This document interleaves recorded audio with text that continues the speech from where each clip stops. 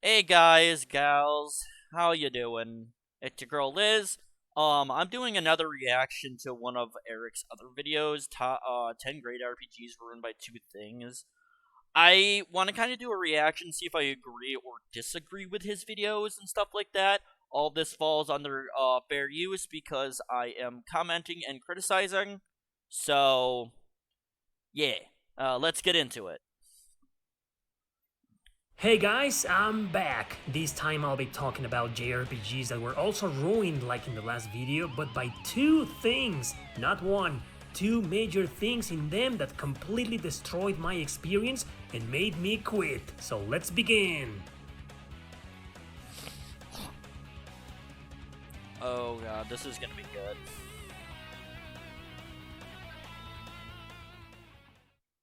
Number 10, Luffia, the Fortress of Doom.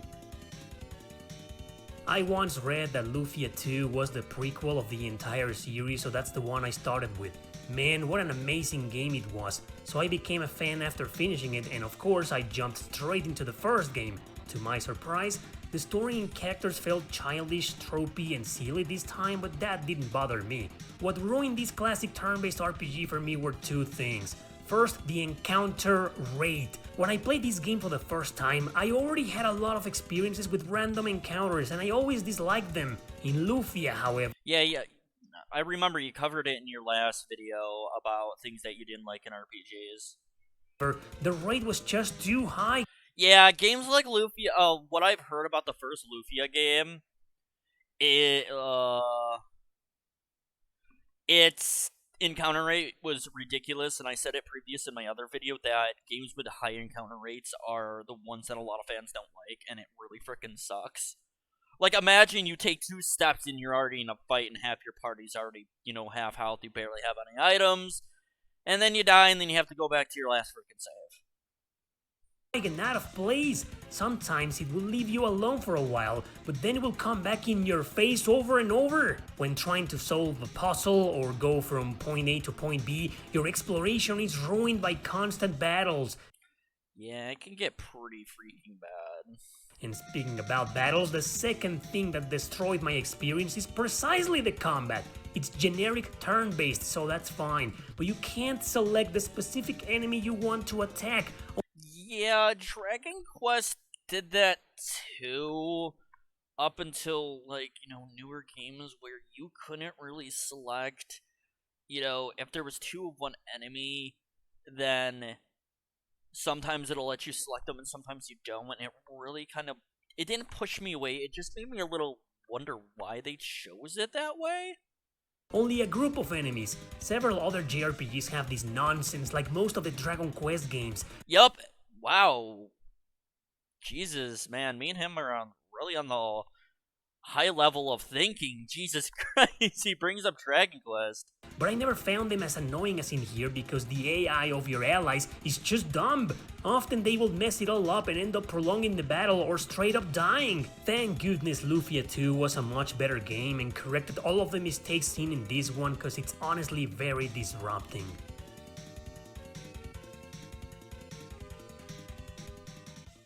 Number 9. God Eater Resurrection.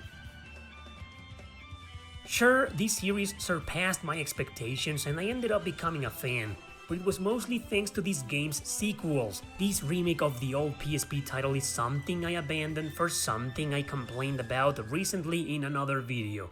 It's a very challenging game, no easy or hard mode here, it is what it is, man. Truthfully though, it doesn't get hard until after the first credits. Oh yeah, I beat the final boss, or what I thought was the final boss. I got the credits, but the game still continued afterwards. It turns out that was only the first out of 3 arcs in this remake. Second arc then, feeling totally like a post-game, was brutal. Yeah, when a game starts out super easy and then you beat it and then you're like, oh yeah, there's more to the game, and it just ups the difficulty drastically. Without you just games like that in general kind of annoy a lot of people, but for me, I enjoy it. But when it smacks you in the face out of nowhere, it's when it gets annoying. Dude, lock the true ending like that, you filthy jackasses! You're so goddamn funny! But you know what? The difficulty isn't exactly the second thing that killed this game for me. God Eater 2 has a similar problem, and it's frustrating, but I ended up loving it anyway. Same with the third one. However, it is precisely because of the difficulty of this one that I really couldn't stand its leveling system. There just isn't any! You don't gain experience, you don't level up. Instead, you gain money and materials to improve your weapons and shields. But in the second arc, the game forces you to replay several missions over and over again to get enough of these rare materials. Yeah, it's called grinding, dude. Like, a lot of RPGs have it. And on top of it all, they only appear by mere chance! Okay, never mind. I take that back. Holy shit, what the hell? What the hell were the developers even thinking about initializing something like this in an RPG? Holy shit, man! That totally ruined this action RPG for me. Seriously!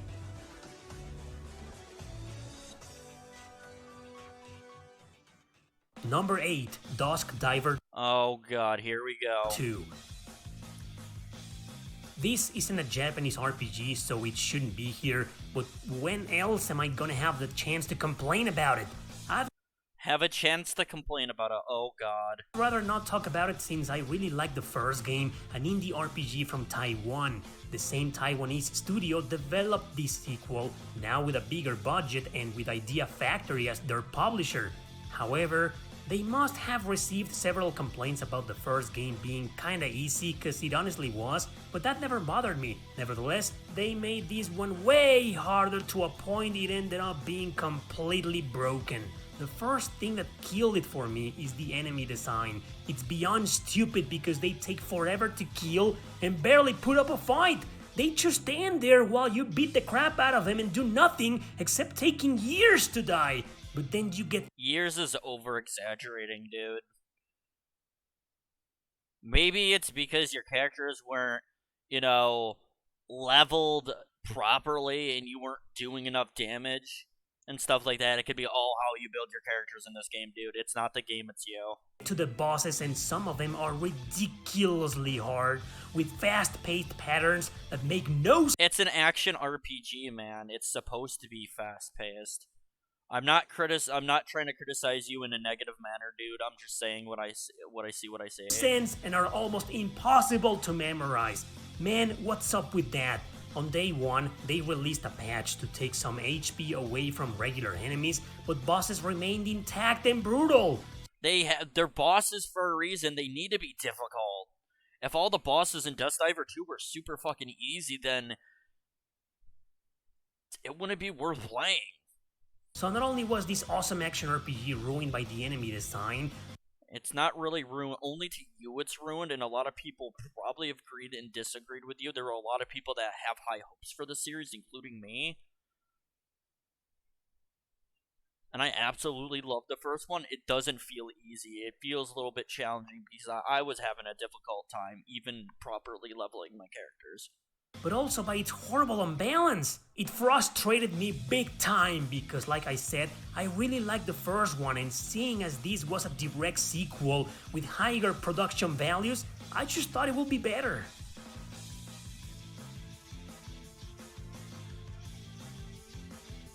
And I wasn't saying all this shit just to defend the game series at all. It's just how I see it. Number 7, Dragon Quest VI. One of the two things that killed the 6th entry in the beloved Dragon Quest series is the encounter rate. Just like in Luffia, it's in. Yeah, Dragon Quest games have been known for their encounter rate, but it wouldn't stop me from enjoying a game. I love grinding in RPGs, and I love making sure my party is fit for the next, thing. But once the enemies become cannon fodder, then it's annoying. Insane, and dare I say, it's far worse in here. It's pathetic how the people who ported this game from the Super Famicom to the Nintendo DS couldn't fix that issue. The majority of the time, every 3 seconds you walk into a battle. Sure, it has high-speed mode, so you can cheese them and they end up quickly, including the load times, but it's still a pain in the ass to explore anywhere while running into monsters so often. I guess the second thing I could complain about will be its cryptiness. It's one of those where the heck do I go type of games. Yeah, most of the funny thing is Dragon Quest games have been kind of like that for a while. I even had trouble with the first game when I needed to ask for help to find a certain item, but once I did it, I was able to beat the game and I didn't have any problems. But to be honest, it's nowhere near as bad as other JRPGs out there. So the real second thing that killed this game for me is something other titles in the series have as well.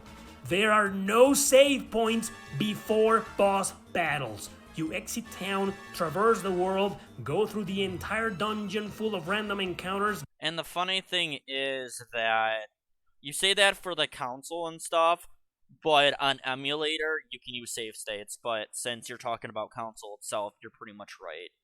If you're playing it on an emulator, save states are your best friend. Get the boss and die. Yep, you guessed it, you have to do the entire thing again. I played Dragon Quest games have always been like that, where there's not even a save point or a church you can go to. You basically have to do it in one go.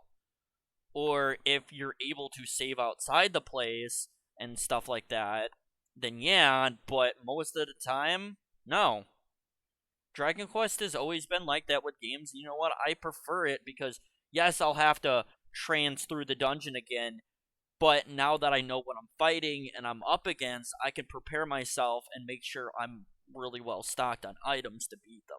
the original DS version and you can save and quit, but that's about it. Once you reload that file, it's gone forever. So I guess the only solution to this second issue is to emulate and use save states.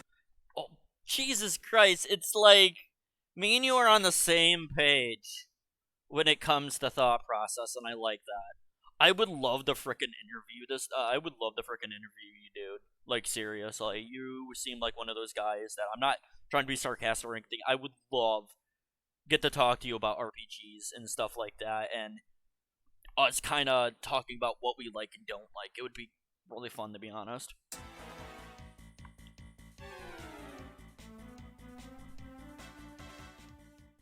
Number 6, Metal Max Xeno Reborn. I might not have a lot of opinions on this because I've never played a Metal Max game before, so... First of all, I'd like to say that I'll never understand why a game that wasn't even 5 years old was remade for the same modern systems. Well, this time they also released it on the Switch. My first complaint is the convoluted tank equipment system. I just don't get it.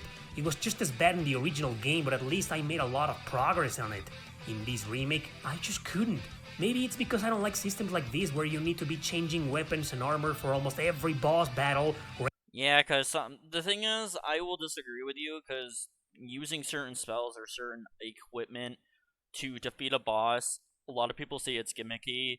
I think it's smart that you have to adapt to what the boss is doing in a lot of games. But when it gets to the point where you have to do it constantly, then yes, I see your point of view getting annoyed. Enemy you encounter out there, it plays around a lot with elemental strengths and weaknesses, but most of the time you're barely doing any damage anyway. Just like in Dusk Diver 2, the enemy design here is beyond absurd.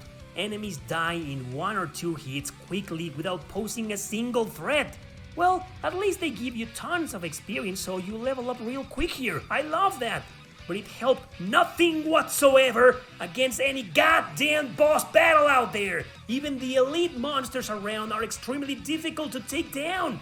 They're elite for a reason, my dude, but if they get to the point where they're almost unkillable, then I see why you would be pissed. What is up with the balance in this game? Seriously? After several attempts with different weapons and armor, I still stood no chance against any boss, optional or not. So I ended up quitting probably forever.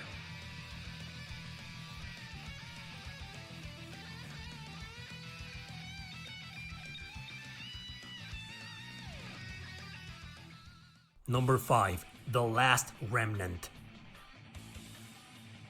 The Last Remnant was originally released on the Xbox 360 and that's the version I'll cover today. I know it was remastered on PS4, Switch and Steam digitally, but I don't think they fixed the issues that ruined it for me. First and foremost, the battle system. It's unnecessarily complex. You basically control a group of characters, each out of your direct control. I mean, you do select their actions and their targets, but you cannot select which character will attack which. Kinda like in Luffia. so they end up doing whatever they want and messing up badly sometimes. There's a morale bar, and the higher it is, the better they perform. But manipulating it is a pain in the ass. I really have no idea how to properly do it. I don't like this battle system, and it almost killed the game for me. However, what put the final nail in the coffin? Well, remember the last video with Final Fantasy VIII? Same problem here, my man. Enemies level up with you, and I seriously hate that. What?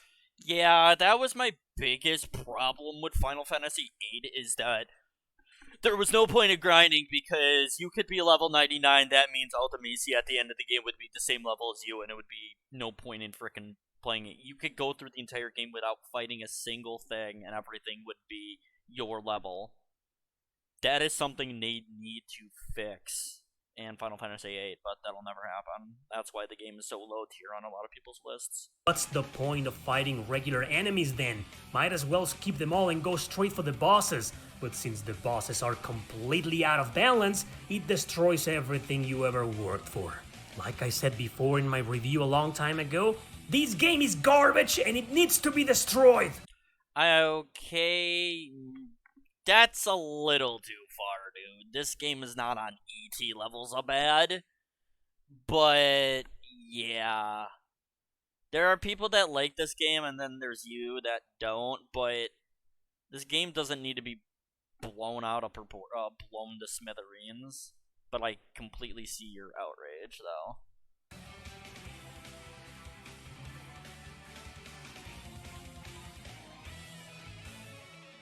Number 4. Valkyrie Profile, Covenant of the Plume. I know, just like with Torna on the previous video, this is one I've bitched about way too many times now, so I'll be quick.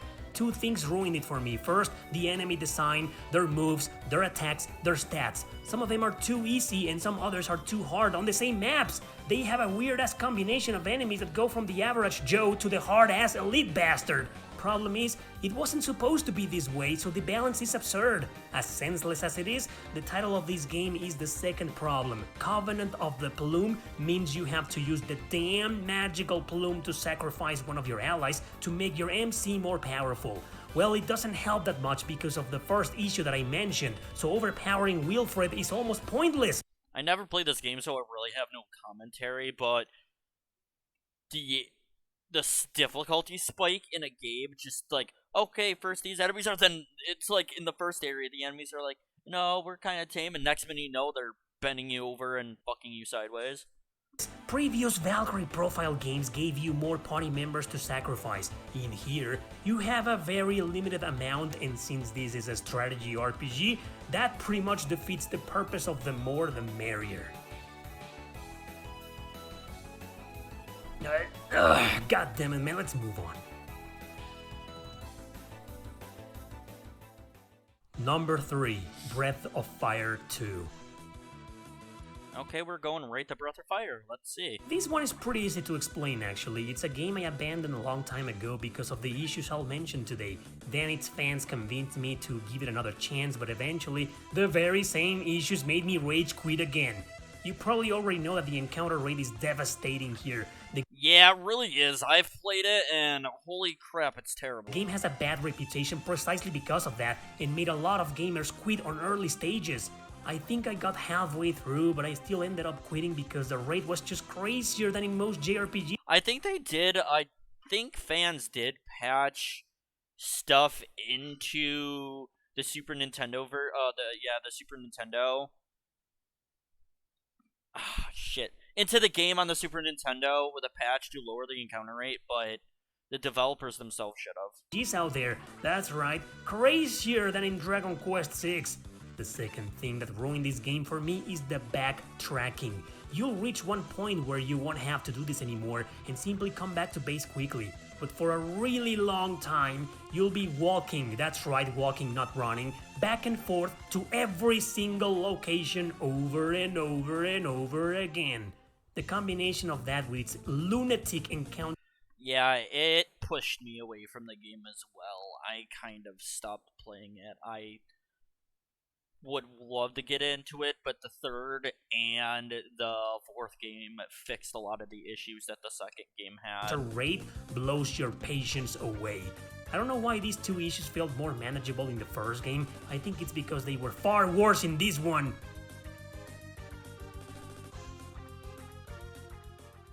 Number 2, Kingdom Hearts. I really enjoyed the second game because that's the first one I played. I didn't become the biggest fan of the idea of mixing Disney with Final Fantasy. While creative, it just didn't appeal to me because it made everything really childish and boring. So when I played the first entry in the series, that was the first thing that started killing it for me.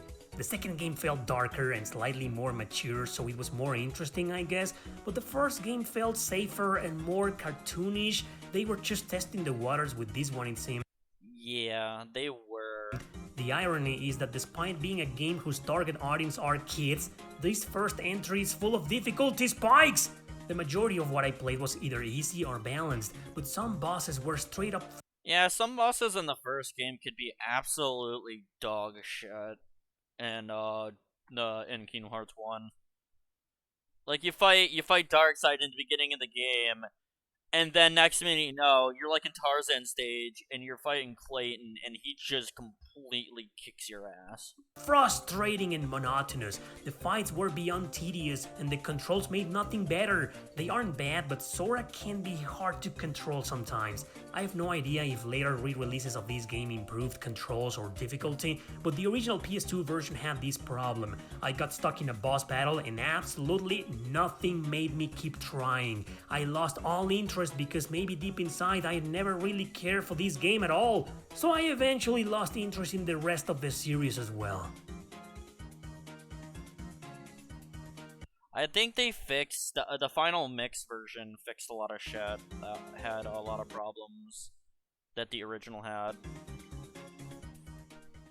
Number 1, Final Fantasy 15. Oh, here we go. Here we fucking go. I am very tolerant when it comes to bad storytelling as long as the gameplay is great in the game. This last main entry had a cool combat since it was mostly just hack and slash and summons, which is cool. But the characters are the first thing that ruined this game for me. They just seem like a bunch of freaking posers to me, a bunch of Backstreet Boys dressed up in black. Actually, if you watch Kingsglaive and the series that the anime series that they did that covered each of their backstories as well, of them as kids, they actually have a lot of character development. And dude, this joke has been blown out since the game showed off the characters. Like, legitimately, a lot of people will call out, oh, they're just a bunch of dude bros on a road trip. Like, that joke has been put down into the dirt. You're beating a dead horse at this point, but I do see where you're coming from, but you could have been more creative. It's face-palming and cringe-worthy. With them also being heavily stereotyped, I found them very unlikable. Things can get edgy sometimes, but it just feels so forced, and I cringe, like I said. The second issue that killed this game for me was the gameplay itself. As I said, the battle system I have no problem with, it's fine. Yeah, the battle system's fun as hell, but the world itself feels too fucking empty. But the open world exploration overstays its welcome most of the time. I'm supposed to be playing a Final Fantasy game, and instead I'm playing Grand Theft Auto, pushing over a car, and getting a super sexy girl to fix it. Oh my god. I mean, what the hell is this? It's like this game has absolutely no clue what exactly it wants to be. I just couldn't continue playing anymore and quit. Final Fantasy died for me after 10. Everything after that game just felt completely different, especially since its creator left the company. Everything has been a crazy ass experiment after. It really has, and I'm really sad that Final Fantasy is not what it used to be. Afterwards, some games being good and some being bad. 15 took the cake for me because while not a bad game, that's the first time I really felt I was playing the wrong game.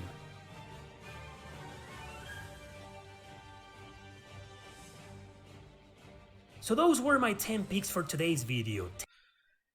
In general, he had some good takes and he had some pretty alright ones.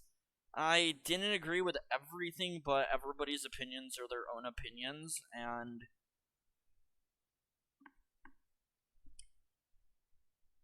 like sometimes I've never seen someone so, upset about stuff, but I understand the outrage. At least he's not like throwing shit across the room like a lot of people I know. But Eric, this was a really good video, and I'm happy I got to actually commentate on this. I hope to see you guys in the next video. Love you all, and stay frosty.